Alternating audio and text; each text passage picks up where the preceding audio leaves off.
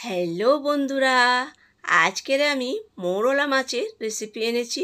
আর এই মৌরলা মাছ প্রথমে আমি কেটে ভালো করে ধুয়ে নুন হলুদ মাখিয়ে নিয়েছি। এখানে কড়ায় তেল দিয়ে দিয়েছি। তেলটা গরম হলে মৌরলা মাছগুলো আমি তেলের মধ্যে অ্যাড করে লাল লাল করে ভেজে নেব।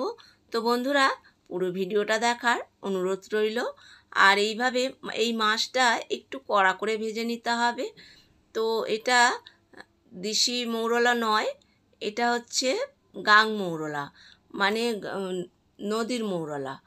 তো যাই হোক, এই মৌরলা মাছ ঝালটা ভীষণ ভালো লাগে। তো ভাজা হয়ে গেছে, ওই কড়ায় তেল দিয়ে দিলাম। দিয়ে দেবো পেঁয়াজ কোচানো, দিয়ে দেবো রসুন, দিয়ে দেবো টমেটো কোচানো, দিয়ে দেবো কাঁচা লঙ্কা কাটা, দিয়ে দেবো সরু সরু করে আলু কেটে রেখেছিলাম সেটা দিয়ে দিলাম। পেঁয়াজ কাঁচা লঙ্কা টমেটো দিয়ে আলু দিয়ে ভালো করে লাল লাল করে ভেজে নিতে হবে এটা। তো আমার ভাজাটা হয়ে গেছে, পেঁয়াজটা লাল হয়ে গেছে, সব কিছুই ভাজা হয়ে গেছে। এরপরে আমি এখানে দিয়ে দেবো গুঁড়ো হলুদ, গুঁড়ো জিরে, দিয়ে দেবো স্বাদ মতন নুন।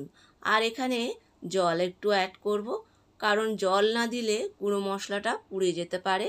দিয়ে মশলাটা ভালো করে কষিয়ে নিতে হবে। তো এখানে আমার কষানো হয়ে গেছে। এরপরে আমি দিয়ে দেবো একটু কাশ্মীরি গুঁড়ো লঙ্কা, কালারের জন্য দিলাম। দিয়ে এখানে যে মাছগুলো আমি ভেজে রেখেছিলাম সেই মাছগুলো এই মশলার সঙ্গে ভালো করে কষিয়ে নিতে হবে। একটু সময় দিয়ে কষিয়ে নিতে হবে, তবে আঁচটা কমিয়েই কষাবো। তো এইভাবে একটু নেড়ে নিতে হবে। তো এখানে আমার কষানোটা প্রায় হয়ে গেছে। এখানে এবারে আমি দিয়ে দেবো জল, বেশ কিছুটা এখানে জল দিয়ে দিতে হবে, কারণ এটা একটু মাখা মাখা হবে।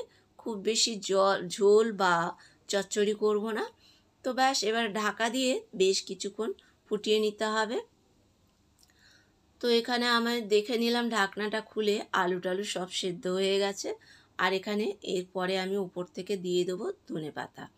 আর ধনেপাতাটা দিলে কি হয়, মাছের ঝালেতে ফ্লেভারটা বেশ সুন্দর আসে, খেতে না বেশ ভালো লাগে। তো বন্ধুরা, তোমরা কে কে এরকম ছোটো মাছের ঝাল খেতে পছন্দ করো আমাকে কমেন্টে অতি অবশ্যই জানাবেন। আর এই যে আমি যে মাছের রেসিপিটা বানালাম, মাছের ঝালটা কেমন হয়েছে এটাও কিন্তু জানাতে ভুলবে না। আর ভিডিওটা যদি ভালো লাগে লাইক কমেন্ট শেয়ার করার অনুরোধ রইল। নতুন কোনো বন্ধু হয়ে থাকলে ইউটিউবে চ্যানেলটা সাবস্ক্রাইব করে নেওয়ার অনুরোধ রইল।